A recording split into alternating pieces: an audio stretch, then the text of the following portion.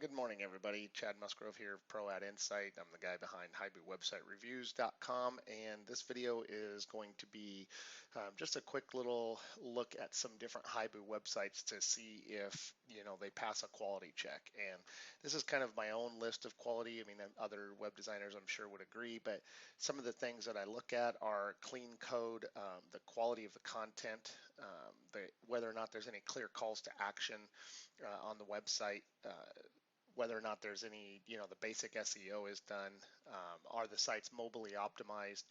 Which actually Hibu sites are mobilely optimized. They will show up fine on a cell phone, so that's one area they get I guess a plus point or a check mark in.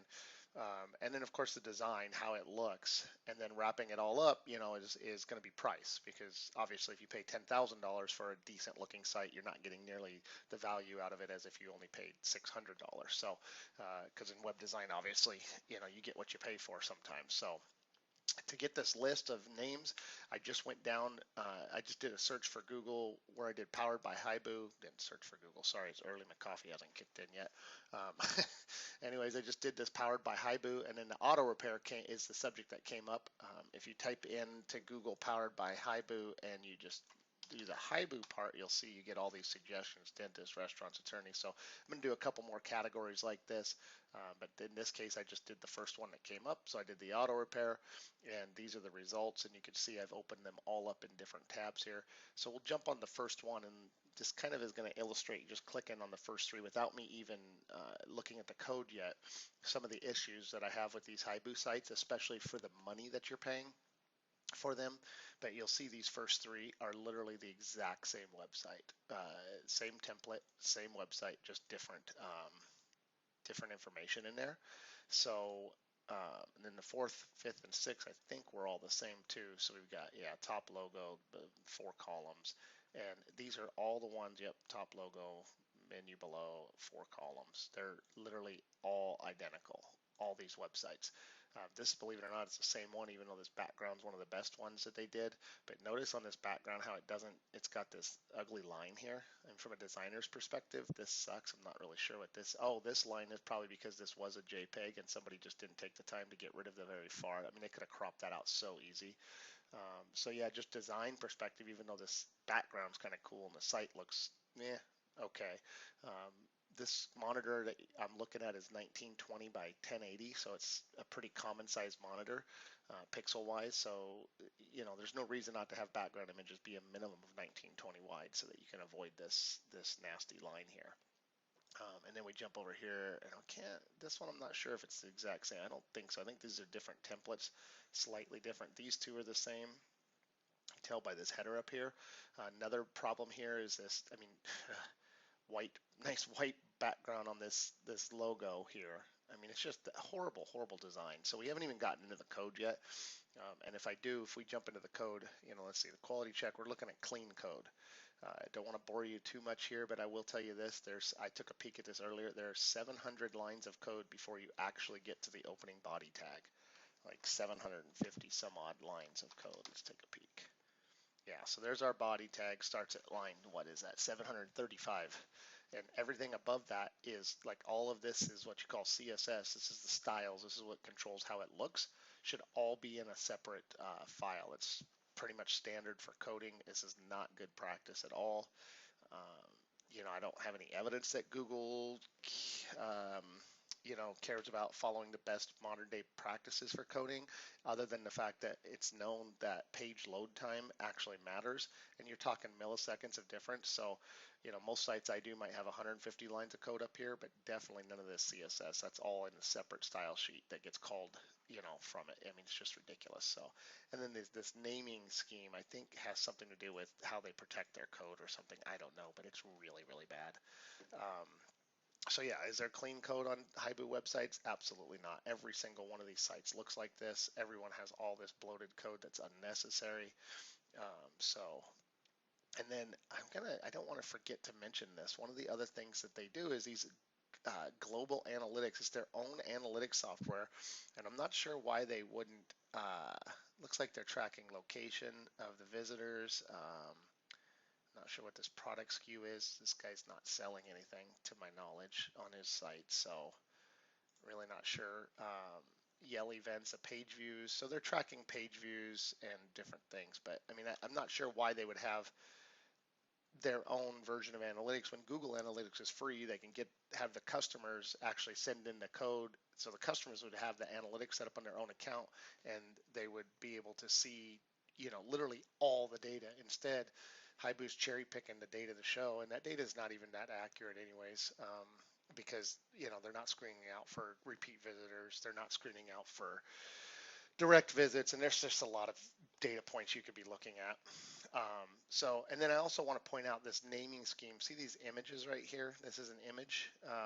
They've got this image store and all this. I mean, it's just another failed opportunity that they could be, if this is indeed the customer logo, which I think I saw that somewhere, then it's an opportunity to put your name in the file name, and that way when Google's searching, if somebody searches for your business name, this is one more chance for your website to show up, or one more spot you can take on the home page. So I'm going to jump ahead. I've done a few of these sites. They're all identical, but if we look at the heading tags, I mean the H1, there's 3 of them, and you'll see it's the phone number. Horrible use of that. If you're not sure about basic SEO, go look at my basic SEO post on my website, because I explain all about it. You'll understand why this is bad that there's 3 of these, and why it's even worse that this is the phone number. See the other ones. Take care of your car.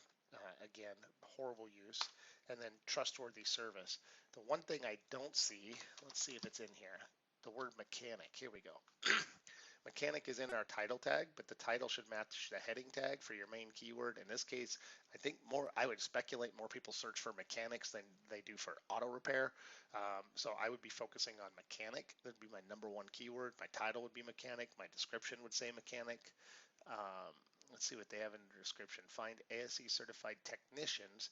So in the first 2 lines, our first 2 opportunities to tell Google what this site is about, we have focused on the word Eagle Auto Repair, Auto Mechanic, Eagle, Idaho, and technicians. So we've got repair, mechanic, and technicians are the 3 things that we've focused on. I mean, there's just no focus. That's why this site will never show up. I mean, I believe it does show up because Eagle, Idaho is like a population of like 2.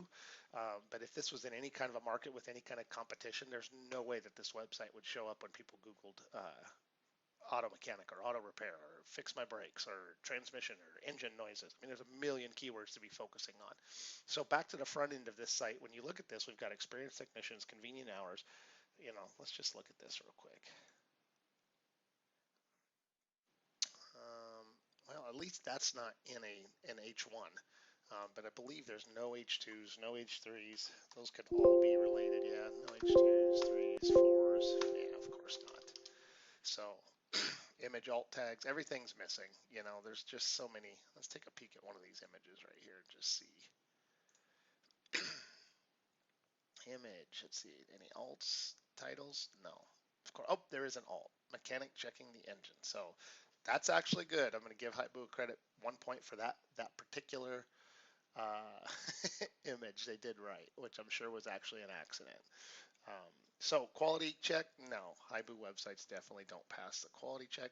Quality content, the most important part of any website is having good quality content. I mean, there's not even 200 words on this page. There's no reason for Google to show this one over any other website, and it's the same on all these. It's just a few sentences, without the titles and the meta descriptions and the heading tags all being focused on whatever your keyword is. You're never gonna, Google's not even going to know what the site's about. So even if they wanted to display it, they're not going to be able to. Same thing on every single one of these. This title is Performance Auto. This one's Reads Auto, Professional Auto. I mean, it's just not, there's no focus whatsoever. So these are not going to, they bolded the word affordable. I mean, these have, and then let's jump to the next one, calls to action. This one sort of does with this $20 emission test, although this should literally be a button that says click here to save $20 or click here for your $20. I mean, that would be a call to action to try to get people to, fill out a form or make an appointment or something. Again, missing the boat on that area. What else? Basic SEO, we kind of covered that already. No, it's not. Mobile optimized, yes, they are. If you punch these into any phone, they'll come up looking better on, okay on a mobile phone. How the site looks, I mean, this is a very subjective thing, but to me, these sites, I mean, they're not going to scare away customers. I've seen really, really, really bad sites, but these are not very good looking websites, in my opinion. I mean, there's a lot of room for improvement. So, again, that's subjective. They don't look horrible. I will give Hibu, this is not bad looking, a little outdated in my opinion, but not a bad looking site. Oh, here's where you could really tell the background image issue. I mean, that's that's where you can really see it. And then the price. So, let's get down to brass tacks, right? How much are Hibu websites? Um, I've got on the site on my blog that you're watching this video on. I've got this price chart here. And as you can see, they're not cheap websites. I mean, you're going to spend a minimum of $1,400. That would be the way to go. But Hibu really seems to focus on people who don't want to pay money up front. So they have these plans that they make it sound like are good deals. But I mean, look at how much money you end up spending over the course of the first year and then each additional year thereafter. It's just, this is not a $2,000 website. I can tell you that much. It's not even a $1,000 website. I mean, I could have slapped this thing together for 500 bucks, and if that's all I was going to do was just start plugging in, different business name for everyone. So anyways, that's going to end this video because it's already gotten way lengthier, as my videos tend to do. It's gotten lengthier than I planned, so I hope you learned a little something from it. I hope if you're considering a Hibu website, you'll reconsider and not sign one of those ridiculous one-year contracts for these websites. So if you have any questions, feel free to use the contact form, submit your questions, and I'd be happy to blog about them and answer your questions publicly for everybody to learn from. Thanks so much for watching my video, everybody. Bye.